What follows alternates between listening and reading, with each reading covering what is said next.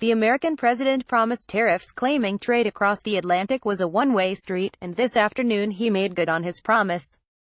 Mexico and Canada will also be hit by the measures. The EU demanded a permanent exemption from the tariffs after it was granted a temporary one in April, but the plea was thrown out by U.S. Commerce Secretary Wilbur Ross. The American met Finance Minister Bruno Le Maire earlier today in a last-ditch attempt from the bloc to prevent U.S. tariffs. Following the unsuccessful meeting, Mr. Le Maire said, "It's entirely up to U.S. authorities whether they want to enter into a trade conflict with their biggest partner, Europe. Europe did not want a trade war," he said. But Washington had to back down from unjustifiable and dangerous tariffs. Mr. Le Maire issued a threat, saying the EU would respond with all necessary measures if the U.S. were to follow through imposing them. But Mr. Ross said the U.S. would be ready to react to any EU measure.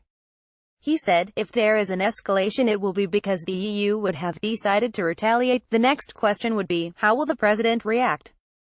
Getty: Donald Trump slaps massive tariffs on EU exports. You saw his reaction when China decided to retaliate. The shock economic blow comes the day after Mr. Ross blasted the bloc, saying it should follow China's example.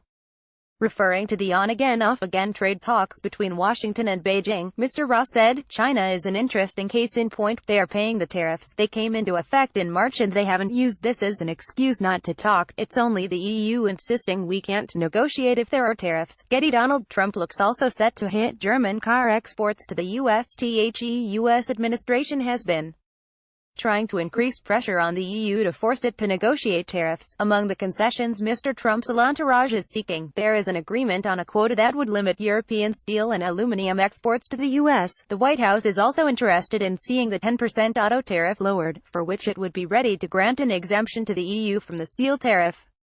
The U.S. war on the European car industry seems to be ready to worsen, as a bombshell report published earlier today by a German magazine announced Mr. Trump wants to ban German cars from the U.S. U.S. Commerce Secretary Wilbur Ross rebuffed the EU's demands for a permanent exemption from tariffs. The report follows the national security investigation into car and truck imports launched last week by the administration to determine if they threaten and impair the security of the country. The tariffs were originally announced on March 1 when President Donald Trump said that the United States was being treated unfairly. Arguing that trade trends destroyed American steel and aluminum industries, Mr. Trump said, "People have no idea how badly our country has been treated by other countries, by people representing us who didn't have a clue."